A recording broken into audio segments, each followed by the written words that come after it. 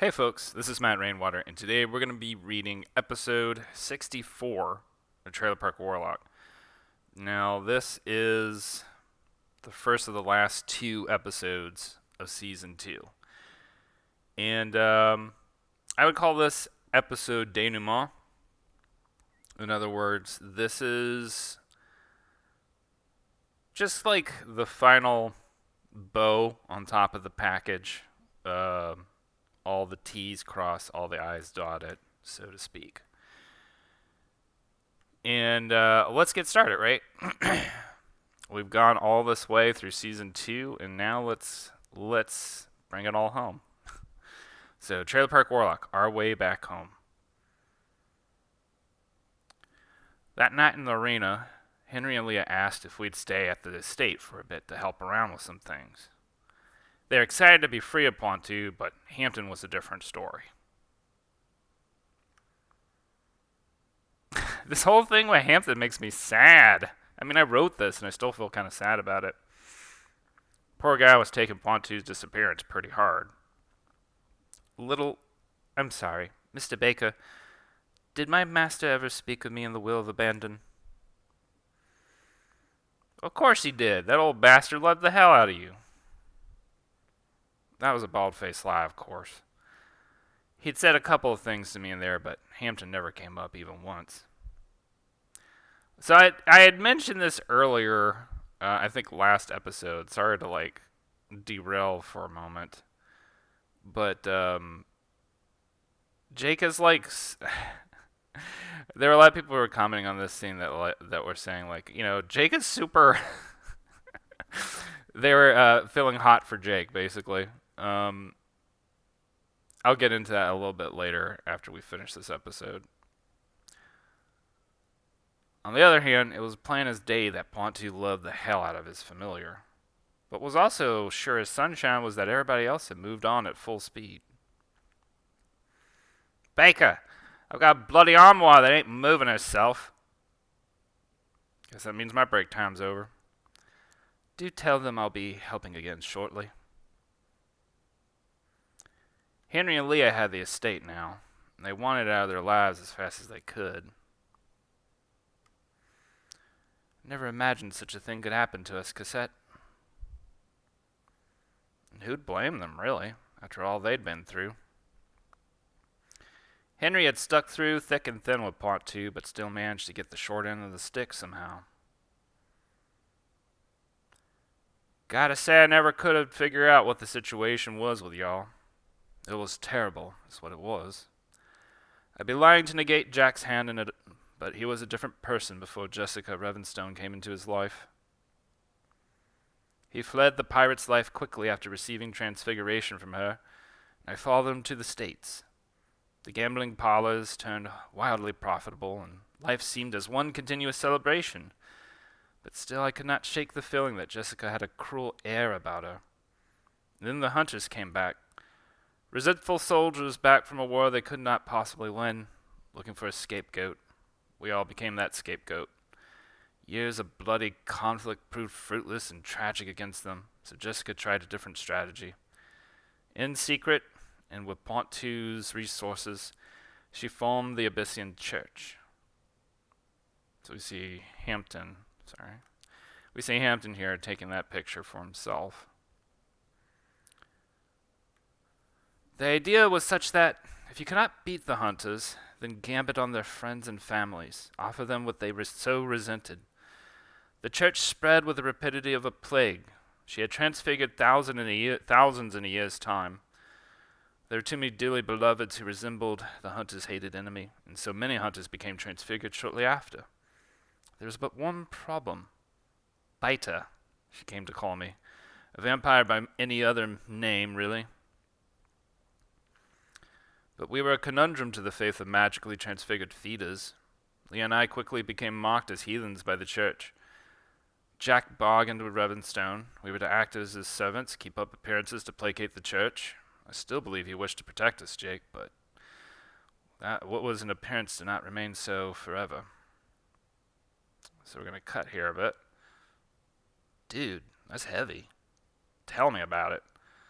So, I this scene transition was to give the indication to everybody, like, the whole time that we're reading Jake's captions, right? And he's telling the story, he's basically telling all this to Herman and giving Herman just the download, basically what happened over the season. Alright, so whatever happened with that Sasquatch chick? You mean Dan? She's mostly back to normal now. Henry, real glad I'm not licking my paws anymore, but I got one question for you. Did you wash this thing before you put it on me? Because it stinks. Oh, dear. Well, for friggin' sakes, that's disgusting. This thing's got Jake's scum all over it. You're welcome, ma'am. Things could have turned out worse. In fact, I think they're only going to get better for her at this point. Excuse me, everybody. We have brilliant news we wish to announce. This was a fun scene to draw, just having everybody kind of gather together. With recent acquisitions, a ship has been purchased in our name, and we shall soon be returning to life at sea.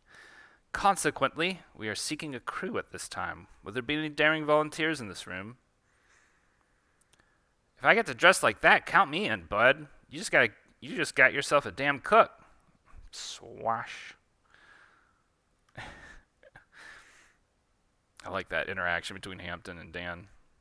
Anyway. And you, Hampton? My darkness, I don't know. Who? Yes, I suppose you're right, Cosette. A change would do us some good. Who?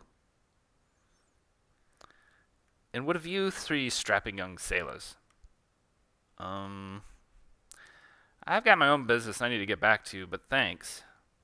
I'm going wherever she goes. I'll be heading back with the gals, too. Sounds like quite the cruise you're going on, though. Wish y'all all the best. They were disappointed, but still put on a smile for us when we said our farewells. Farewells. I'm having a hard time saying that. After that, we shot our way back home. Took a quick detour for Bev. So this will undo the glamourmancy, right? Not just replace it with another one? Is there a difference? Excuse me? What? The drive back wasn't too bad, really. We each took a turn at the wheel and got back in about a full day's time. So, it's another truck getting abducted by a UFO, by the way. And now here I am, back in one piece. The trailer's a wreck, and I couldn't find my usual hat, but I can't complain too much. What a ride, man. By the way, thanks for helping with this ritual I want to do, Herman. Sure thing. You know me, I'm always around. Well, wouldn't you know it, there's my delivery man now. Vroom. So it's Russ. So that's Bev's dad? I reckon so. Wasn't expecting the bite. What were you expecting? I don't know. A hearse? It's a call back to the fact that Russ is a ghost trapper. Didn't Bev say he used to be a test pilot? I could believe it. Nice to meet you, sir. I'm Jake. I'm Herman. Bev speaks highly of you both. Sorry. Bev speaks highly of you both. Name's Russ. Hi, Russ. So I hear you caught something for me. Yes. Caught the spirit some time ago at Ostino's Pizza. Easiest catch in a long time. Bro, you said you were a vampire. What's up with that? I thought you'd believe that lie and leave me alone. Dog, look, I'm real sorry. Well, don't you worry about it, none. I'm just here to get you back home. That's a theme, right? So let's go through this real quick as I give you sort of my thoughts on this episode. This is one of my favorite episodes of this season. I think this episode probably best captures all the emotions that I was trying to go through while writing this season. Um, I would say out of all of the seasons that I've written so far, so like now I'm on 4, right? This one is probably the most emotionally stirring, the most like I'm trying to figure out how to put this, just like the most dramatic probably. A lot of the other episodes focused more on the comedy, and this one was more about relationships and character interactions and all that stuff. And so I really wanted this episode to kind of hit home in terms of like what everybody was feeling, what all they've gone through, and to just fully finally make sense of the whole thing that's happened, right? So anyway, like I was saying earlier, I made this comment a couple episodes back about how of all the characters, Jake's body shape, I kind of have a hard time sometimes hitting on properly. So like sometimes he's like way buffer than he is other times, and so this was one of those. Anytime he takes his jacket off, right? So this was one of those scenes, and some of my favorite drawings of Jake actually, like in these scenes. His hair, by the way, his hair does whatever the hell it wants. Um, as you will find as you just read through this story. I also had some other thoughts. So yeah, like Hampton's whole storyline, I feel like for me, is a little bit tragic for him because he really did love Pointu, and like the thing about Hampton's relationship with Pointu is it was kind of this like enabler, codependent relationship because he was just like basically serving Pointu to get him drunk and all that other stuff. While Pointu just like, um, basically soiled himself in his sorrows. But nevertheless, Hampton was his familiar and his servant, and Hampton wanted to be that. And so for Hampton, this is a huge transition to lose Pointu. Even though for Pointu it was it was ultimately good for him to go through what he was going through. And as for Henry, as we find out, like Henry was also a deep friend of Pointu's, but like it was once again kind of a crappy relationship for Henry, right? As Henry says at the end of all that stuff, like he really did believe that Jacques Pointu wanted to protect him and keep him safe, but the way he did it was just messed up and ultimately affected him and Leah both. And of course, Dan, like Jake, was just kind of caught in between the whole thing. By the way, one of my favorite pictures that I made was this one because it really does encapsulate like a lot of the character of Pointu, who becomes such a driving force, right, in the whole of this story. By the way, his ears are like a little too long in that picture, but nevertheless. Um, so any other final thoughts that I have? So yeah, we find out that Dan gets Jake's collar so that she doesn't turn back into a lion. She now is stuck with that curse for the time being. Because she didn't get sucked into the will of the band, and she didn't receive like the benefits that everybody else received by getting into it and being freed of the curse. So like Jake has been freed of the curse now. He doesn't need the collar. And like I said earlier, like this is one of my favorite scenes to draw here, just to see all of these folks gathered around. This episode took a long time to make, but man, it was like I just tried to make sure that I put everything that I was feeling about all these characters while I was drawing it, because I really did want to. I wanted to make an impact about like what all this meant to me. You know what I mean? Because like when I'm writing these stories, I start to really form internalized relationships with them. And it gets kind of like it's intensely. I'm pretty sure most writers do this, where it's like they find themselves in a way in sort of a, I don't know, it's not like a father-child relationship. It's just like you're watching them grow and develop in your brain while you put them on paper. And it's a really unusual